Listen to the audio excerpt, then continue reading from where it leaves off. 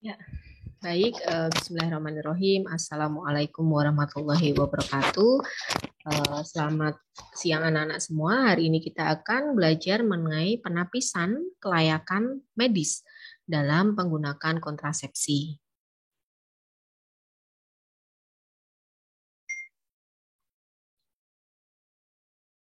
Pendahuluannya bahwa ini repot gitu, FP 2020 repot dari case study di tahun 2016 sampai dengan 2017 ini, bahwa yang dia low prevalence slow growth itu ada Somalia, South Sudan, kemudian ini di sini semuanya, kemudian period with rapid growth can occur gitu. Ini ada ini negara-negaranya, kemudian di sini yang high prevalence growth, slowing and leveling off gitu.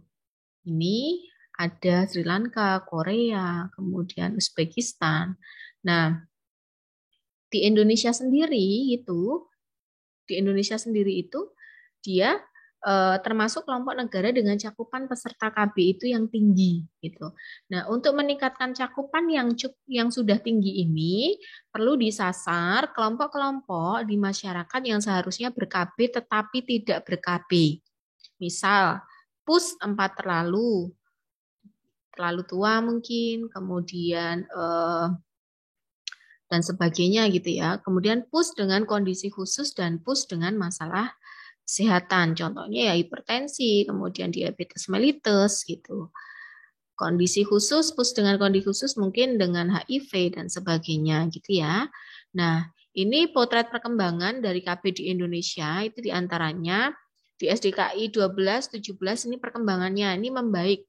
Total fertility rate-nya itu dia membaik. Kemudian contraceptive prevalence rate-nya itu dia membaik dari 62 ke 64.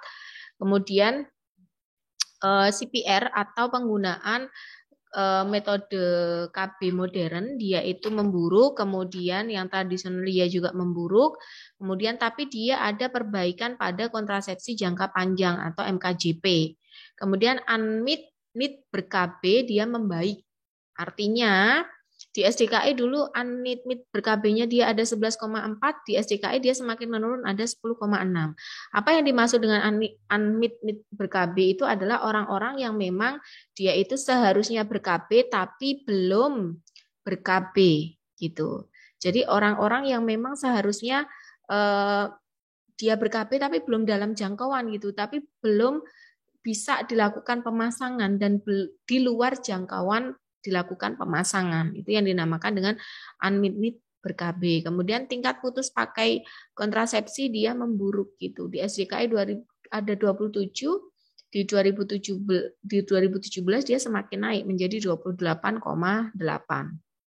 Nah, ini tingkat TPP atau tingkat putus KB kontrasepsi dan alasan serta masalah kesehatan ini dia cenderung meningkat gitu ya. Di tahun ini TPP ini tingkat putus KB, ini masalah kesehatan, ini semakin meningkat. Jadi 12 ini ya. Jadi dari tahun 2002 ini yang masalah kesehatan ini dia tidak ber-KB ya, itu 10, kemudian 9,5, 9,4 pada akhirnya ada mereka-mereka yang tidak ber-KB itu karena alasan masalah kesehatan itu ada 11,4.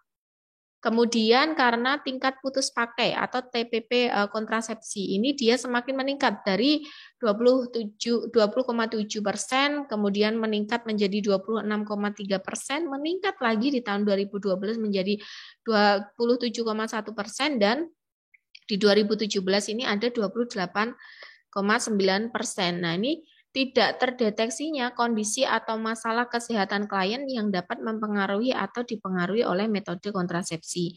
Di mana ini semuanya itu diatur dalam Undang-Undang Kesehatan 36/2009, ada tentang Bangduk dan Bangga ini UU 52/2009, dan ada PP 61/2014 tentang kesehatan reproduksi. Permenkes 97/2014 tentang pelayanan dan seterusnya, pelayanan kontrasepsi pasal 22. Nah, ini pemerintah itu bertanggung jawab dalam memberikan pelayanan kontrasepsi yang aman, kemudian bermutu dan terjangkau oleh masyarakat. Nah, pemerintah wajib meningkatkan akses dan kualitas pelayanan kontrasepsi dengan cara menyediakan metode kontrasepsi yang sesuai dengan kondisi kesehatan klien.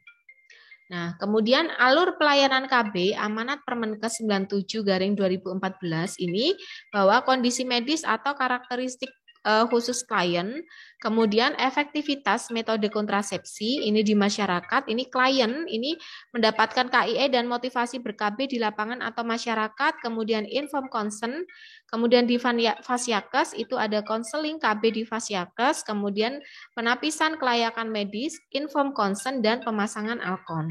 Ini diagram lingkaran kriteria kelayakan medis penggunaan kontrasepsi menurut WHO. Kemudian pengertian penapisan kelayakan medis penggunaan kontrasepsi ini diantaranya satu, petugas kesehatan perlu mengetahui kondisi medis dan karakteristik khusus sebelum klien menggunakan kontrasepsi. Kemudian yang kedua, pada klien dengan kondisi medis atau karakteristik khusus, terdapat metode kontrasepsi yang mungkin dapat memperburuk kondisi medis atau membuat resiko kesehatan tambahan. Di sisi lain, terdapat juga kondisi medis atau karakteristik klien yang dapat mempengaruhi efektivitas metode kontrasepsi. Kemudian yang ketiga, dalam melakukan penapisan kelayakan medis sebelum penggunaan kontrasepsi, petugas kesehatan dapat menggunakan alat bantu berupa diagram lingkaran kriteria kelayakan medis penggunaan kontrasepsi menurut WHO. Jadi ada seperti ini nih. Ada diagram seperti ini yang nanti bisa membantu memudahkan kita dalam pengambilan keputusan.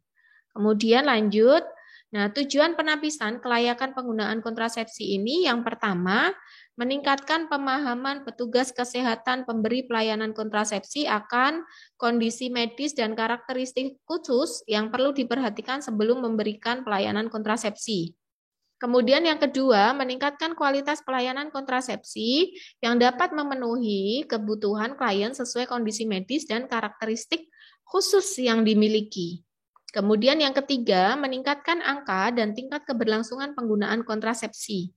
Yang keempat, memberikan kontribusi dalam meningkatkan kesehatan ibu dan anak serta menurunkan resiko kematian ibu dan anak. Nah, ini ruang lingkup diagram lingkaran ini atau ini nanti ya, kita akan belajar tentang ini nih. Di antaranya yang pertama kontrasepsi pil kombinasi atau KPK, kemudian kontrasepsi suntik kombinasi atau KSK, kemudian implan progestin, implan, kemudian alat kontrasepsi dalam rahim, kaper AKDRCU, kemudian tubektomi dan vasektomi. Nah, ini mengenal diagram lingkaran kriteria kelayakan medis dalam penggunaan kontrasepsi menurut WHO. Ini ada roda klop. Ini ada roda klop, ini nanti bentuknya seperti ini, gitu ya. Seperti ini diagramnya, gitu. Di sini ada angka-angka, kemudian ada kontrasepsinya apa, kemudian ada riwayat penyakitnya, jenis penyakitnya apa, dan di sini kriteria kelayakannya. Kemudian lanjut. Nah, jadi sebelum seseorang atau pasien itu akan melakukan KB, ini kita harus melakukan yang namanya penapisan kehamilan. Penapisan kehamilan ini bisa kita lakukan dengan beberapa pertanyaan. Sebentar ya, saya masih ini ada yang penting sebentar.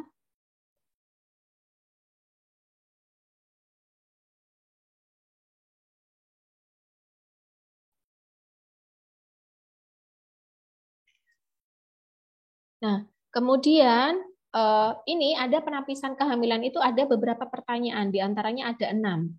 Yang pertama, apakah Anda mempunyai bayi yang berumur kurang dari 6 bulan dan apakah Anda menyusui secara eksklusif atau hampir eksklusif dan belum mendapatkan haid?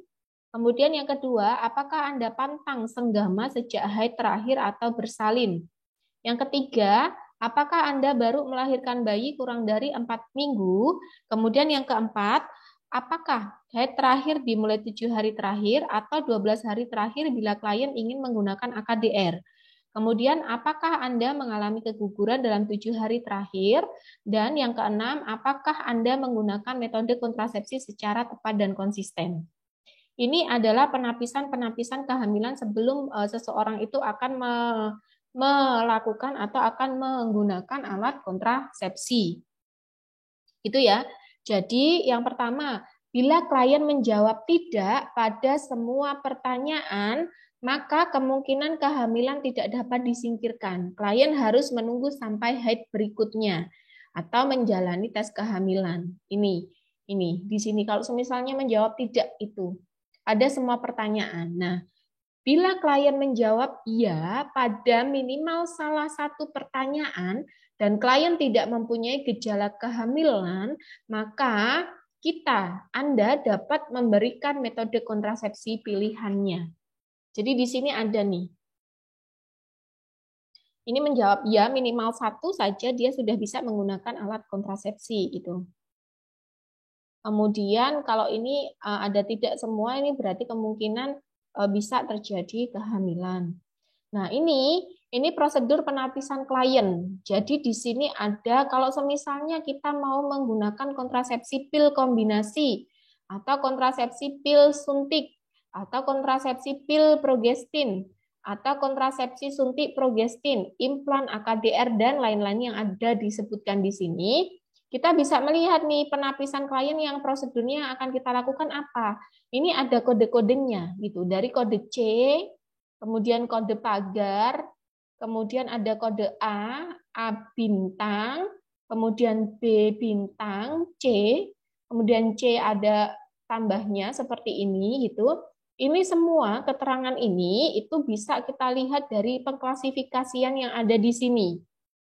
Contohnya kelas A, esensial dan harus dilakukan untuk keamanan dan efektivitas kontrasepsi dalam pemakaian metode ini. Contohnya AKDR, AKDR wajib dilakukan pemeriksaan dalam. Kemudian diafragma juga wajib dilakukan pemeriksaan dalam. Kemudian tubektomi, dia juga wajib dilakukan pemeriksaan dalam. Karena pemeriksaan ini nanti mempengaruhi efektivitas penggunaan kontrasepsi tersebut. Gitu. Kemudian ada klasifikasi B, ini kelas B, kemudian ini juga kelas B gitu. Ini juga ada kelas B bintang gitu ya. Kelas B ini artinya mempunyai dampak pada keamanan dan efektivitas kontrasepsi ini. Bila pemeriksaan tidak dapat dilakukan, harus diperhitungkan keuntungan kerugian dibandingkan metode kontrasepsi yang tersedia. Kemudian kriteria C ini tidak mempunyai dampak substansional terhadap keamanan dan efektivitas kontrasepsi metode ini. TA tidak dapat diaplikasikan sehingga semisal nih vasektomi ya sudah dia tidak usah pemeriksaan payudara, tidak perlu penapisan adanya kanker leher rahim itu. Ini tidak perlu gitu. Nah, kalau semisalnya kontrasepsi pil kombinasi apakah ada prosedur penapisan klien tersendiri dari ini? Oh, tidak ada semua. C semua yang artinya tidak mempunyai dampak substansional apabila kita tidak melakukan pemeriksaan ini. Gitu. Kalau misalnya yang wajib kita lakukan AKDR, misalnya pemasangan AKDR yang wajib dilakukan adalah pemeriksaan dalam dan juga anamnesis dan pemeriksaan fisik dari seleksi adanya IMS. Kemudian pemasangan diafragma ini juga wajib untuk pemeriksaan dalam. Kemudian tubektomi ini wajib untuk penapisan tekanan darah. Pun di sini ada keterangannya juga. Kalau misalnya keterangan bintang ini artinya jika seorang wanita memiliki kemungkinan yang sangat tinggi terhadap paparan gonore dan klamidia, dia umumnya tidak boleh menggunakan AKDR, kecuali metode lain tidak tersedia atau tidak dapat diterima. Jika dia menderita servisitis purulen, gonore, dan klamidia, dia tidak boleh menggunakan AKDR. Sampai kondisi ini diobati tuntas dan dia dinyatakan layak secara medis. Kemudian ada tanda plus ini wanita beresiko tinggi terinfeksi HIV atau AIDS tidak boleh menggunakan spermisida. Menggunakan diafragma dan tudung serviks dengan spermisida biasanya tidak dianjurkan untuk wanita tersebut kecuali metode yang lebih tepat lainnya tidak tersedia atau tidak dapat diterima. Kemudian ada tanda pagar, ini diinginkan, tetapi dalam kondisi di mana resiko kehamilan yang tinggi dan metode hormonal antara beberapa metode tersedia secara luas. Perempuan tidak boleh ditolak penggunaan metode hormonal semata-mata karena tekanan darah mereka tidak dapat diukur. Kemudian ada tanda seperti ini untuk prosedur yang dilakukan hanya menggunakan anestesi lokal. Ini contohnya, ini menggunakan anestesi lokal, vasektomi ini penapisan tekanan darah. Kemudian dia hanya menggunakan anestesi lokal itu ya. Nah, ini tidak mempunyai dampak substasional gitu untuk dilakukan penapisan tekanan darah gitu. Lanjut. Nah, ini efektivitas kontrasepsi dan penggunaannya. Kontrasepsi saat menyusui. Nah, ini efektivitas kontrasepsi dan penggunaannya atau kontrasepsi saat menyusui. Di sini efektivitas kontrasepsi. Metode kontrasepsinya ada implan, vasektomi, kemudian AKDR, LNG, kemudian tubektomi, AKDR CU, kemudian MA, kontrasepsi suntik kombinasi, kontrasepsi suntik progestin. Ini semua ada tingkat efektivitasannya di sini. Ini. Kemudian pedomannya 0 sampai 0,9 itu sangat efektif, 1 sampai 9 itu efektif, 10 sampai 25 itu cukup efektif, 26 sampai dengan 32 ini dia kurang efektif. Nah, kontrasepsi pada kontrasepsi dan penggunaan saat menyusui ini apa saja yang bisa digunakan? Nah, ini silahkan kalian bisa menghafalkan juga gitu.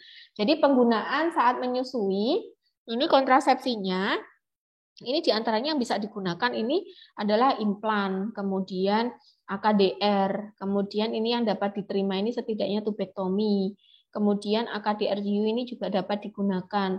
Kemudian yang dapat digunakan lagi adalah kontrasepsi pil progestin. Jadi ada 1, kemudian 2, 3, 4, 5 metode kontrasepsi yang dapat digunakan untuk pasien-pasien dengan kondisi dia menyusui. Tadi ya diantaranya implan, kemudian AKDR, kemudian pil progestin, itu kemudian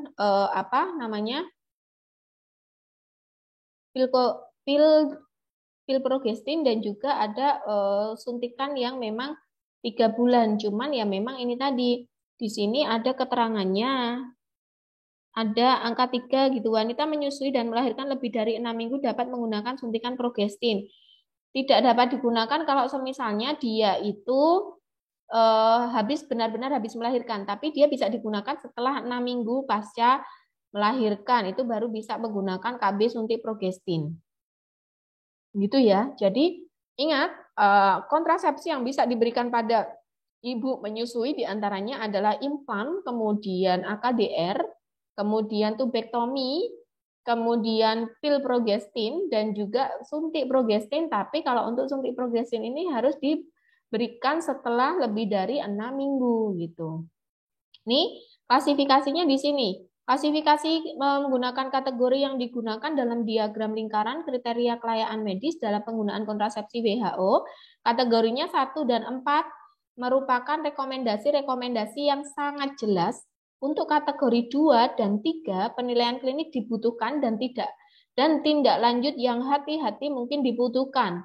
Kemudian jika penilaian klinik terbatas, maka kategori 1 dan 2 artinya metode dapat digunakan dan kategori 3 dan 4 artinya metode tidak dapat digunakan. Nah, wanita menyusui yang baru melahirkan lebih dari 48 jam sampai kurang dari 4 minggu, secara umum sebaiknya tidak menggunakan AKDR. Atau AKDR ini cuman sekarang ini memang ada ada kontrasepsi itu yang dia pasca salin yang memang bisa dilakukan pemasangan IUD, tapi memang tingkat ekspulsinya tinggi tapi sudah bisa diterapkan gitu. Kemudian wanita menyusui yang melahirkan lebih dari 6 minggu dapat menggunakan suntikan progestin. Nah, ini sebentar.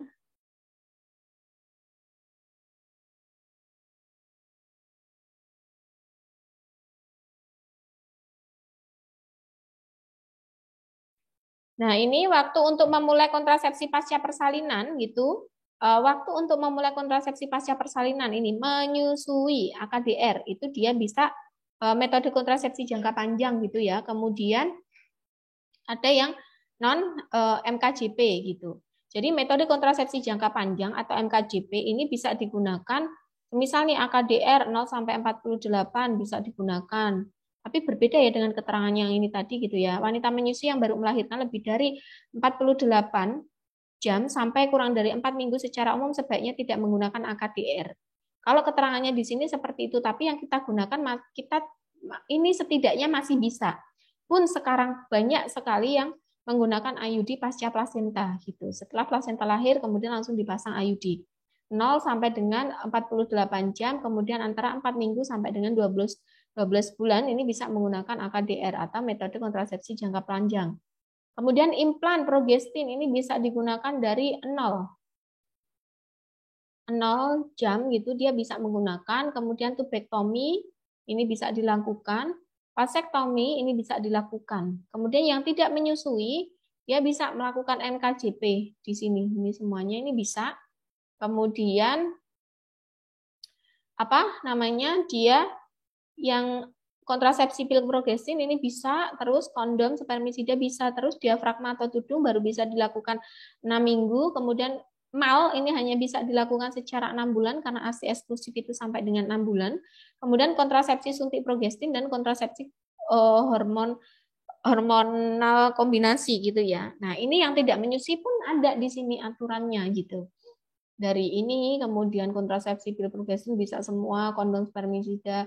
Yang berbeda di sini adalah suntik progestin.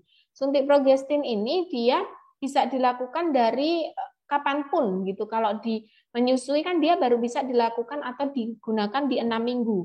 Kemudian kontrasepsi hormonal kombinasi ini dia bisa diberikan 3 minggu ini pada saat mungkin benar-benar bersih mensnya itu langsung kita lakukan suntikan kombinasi. Nah, kalau dia yang menyusui baru bisa dilaksanakan di 6 bulan gitu karena takutnya mengganggu produksi ASI gitu.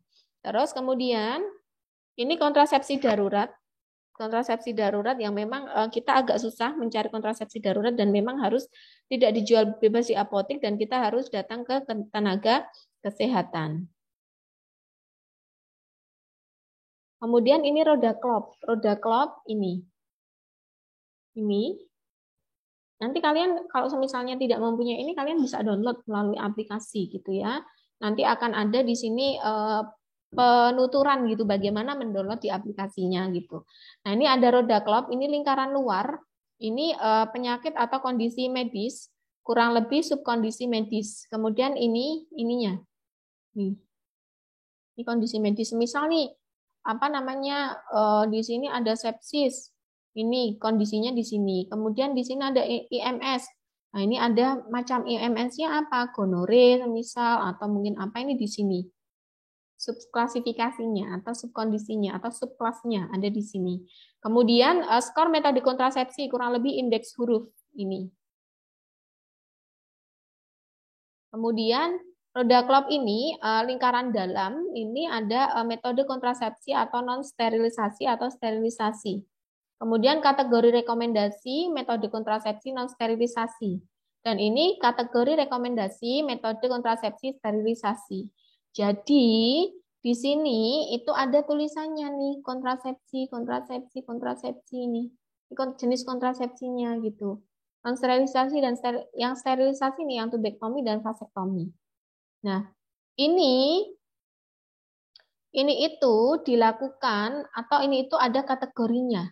Jadi, kalau semisalnya didapat di dalam lingkaran itu dia itu apa namanya? Terklasifikasikan satu gitu. Artinya metode kontrasepsi ini dapat digunakan dalam setiap keadaan. Kemudian dua, secara umum metode kontrasepsi ini dapat digunakan.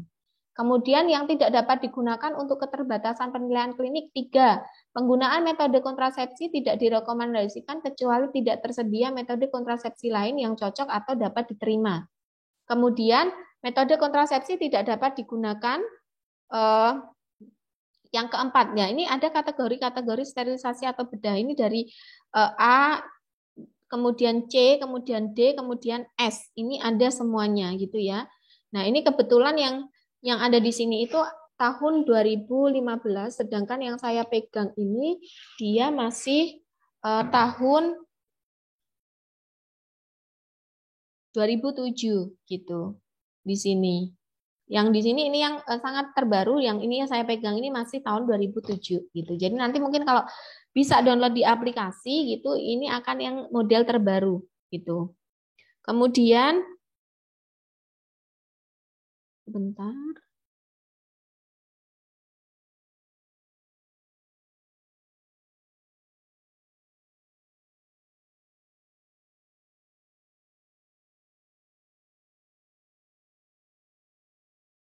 Kemudian selanjutnya ini ada roda klop, kondisi-kondisi yang termasuk kategori 1 sampai 2 atau semuanya boleh. Ini di belakang sini tuh ada keterangannya, kondisi-kondisinya di belakang sini. Dan ini agak berbeda karena yang memang tadi sudah saya jabarkan bahwa yang saya pegang ini adalah tahun 2007. Yang saya tampilkan di sini adalah tahun 2015 gitu. Kondisi-kondisi ini 1 sama 2 ini semuanya boleh. Ini kemudian ini indeks kondisi A sampai Z. Ini metode non sterilisasi. A sampai C ini metode sterilisasi. Kemudian singkatan metode kontrasepsi ini ada di sini gini. Jadi kayak AKDR, alat kontrasepsi dalam lahir levonorgestrel. Kemudian yang apa namanya NET-N berarti noretsenron enatat ini, atau dia yang KSK kontrasepsi suntik kombinasi, KPK kontrasepsi pil kombinasi. Ini ada semua keterangannya di sini. Nah, ini langkah-langkah penapisan kelayakan medis penggunaan kontrasepsi menggunakan diagram Klopp. Nah, ini sudah kita beritahukan bahwa langkah-langkah penapisan kelayakan medis menggunakan kontrasepsi ini setelah mendapatkan informasi tentang kondisi dan masalah kesehatan klien pada saat tahap pra-pemilihan algoritma SKB, ini lakukan penapisan kelayakan medis dengan menggunakan MEC, will, dengan langkah sebagai berikut. Ini adalah contohnya, gini. Jadi 1, tanyakan kondisi dan masalah kesehatan klien, riwayat penyakit, kemudian sekarang dan riwayat penyakit dahulu.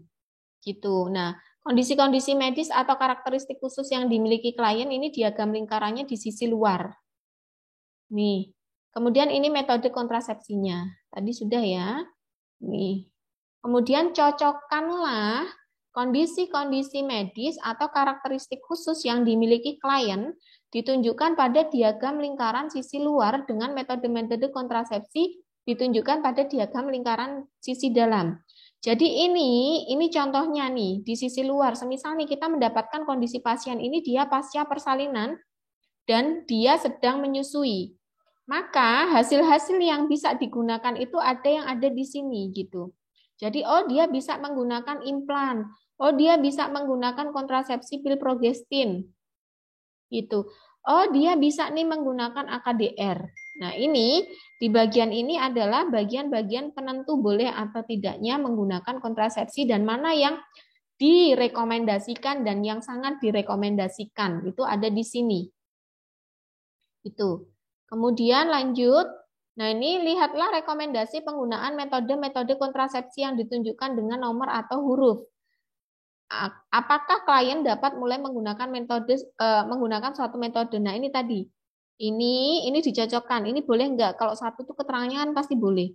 Berarti kalau misalnya enggak ada satu ya mungkin kita 2. Ini 2, kemudian di sini ada keterangannya A, C, kemudian ada D dan ada S. Ini ada keterangannya. Nah, ini beberapa kondisi medis atau karakteristik khusus tertentu juga dapat dilihat pada diagram lingkaran sisi belakang.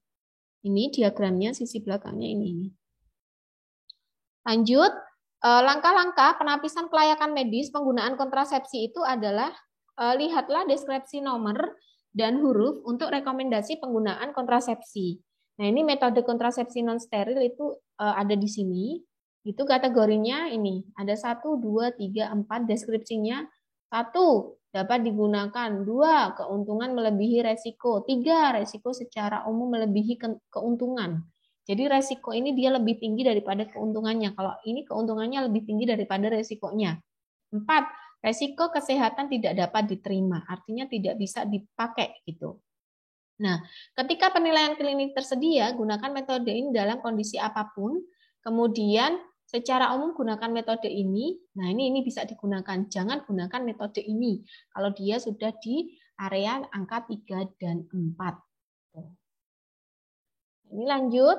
Ini langkah-langkah penapisan kelayakan medis penggunaan kontrasepsi. Metode kontrasepsi sterilisasi. Nah, ini ada accept, dapat diterima, kemudian caution itu hati-hati, delay itu ditunda, dan S itu special atau khusus. Jika nomor atau huruf diikuti kode tertentu, misalnya 3A, CB, lihatlah keterangan kode tersebut pada diagram di sisi belakangnya. Nah, jika diperlukan, buatlah tabel bantu untuk mempermudah penapisan kelayakan medis. Dan hipertensi, oh berarti dia yang paling sangat aman adalah penggunaan AKDR. Nomor 1 dan nomor 1 ini yang aman dan layak digunakan untuk orang-orang dengan hipertensi, DM, dan postpartum. Ini adalah yang paling aman ini. Kemudian kalau misalnya takut menggunakan AKDR, kita bisa merekomendasikan ini di nomor 2. Kemudian semisalnya takut nih kita bisa menggunakan ini di MPA yang 2Q ini. Ini. Itu ya. Jadi yang 3 ini udah ngeri nih, udah maksudnya tidak direkomendasikan gitu. Nah, ini berikanlah informasi kepada klien tentang hasil penapisan kelayakan medis sesuai kondisi medis dan karakteristik khusus yang dimiliki. Bila klien setuju dengan hasil penapisan, lanjutkan dengan permintaan informed consent dan pemberian pelayanan kontrasepsi sesuai dengan standar. Kemudian tidak setuju dengan hasil penapisan, lakukan konseling ulang pada kunjungan berikutnya, atau berikanlah kesempatan kepada klien untuk berdiskusi bersama pasangan. Anjurkan klien dan pasangan untuk menggunakan kontrasepsi metode barier atau kondom. 10. Catat hasil penapisan dan keputusan klien pada rekam medis dan buku KIA.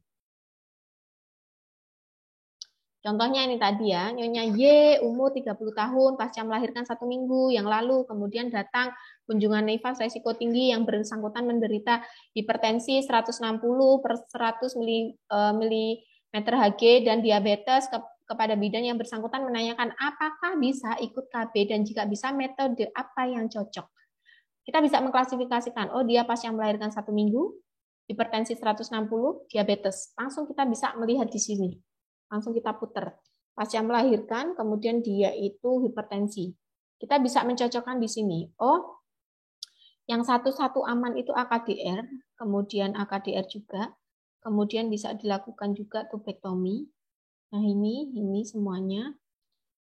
Kok tubektomi? S ini spesial yang tidak bisa. Kemudian bisa juga kita lakukan PP atau postpartum, KB postpartum. Kemudian ini KIK ini kontrasepsi injeksi kombinasi, tapi dia tidak bisa digunakan. Ini kita tidak bisa. Jadi yang paling aman yang bisa kita gunakan adalah yang angka 11. Ini sebenarnya di sini sudah bisa terlihat nih, hipertensi 160. Dia yang aman adalah angka 1. Nih, angka 1. Iya. Ini khusus pada kita mencoba dulu hipertensi. Kemudian kita bisa memutarnya kalau pasca melahirkan. Kita cari pasca melahirkan.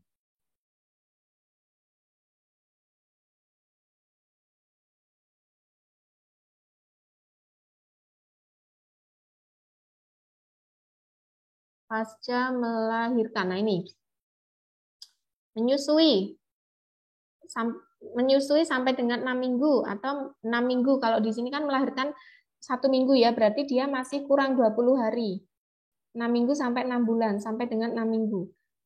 Nih, berarti dia, nih, ada semua di sini nih. Satu-satu.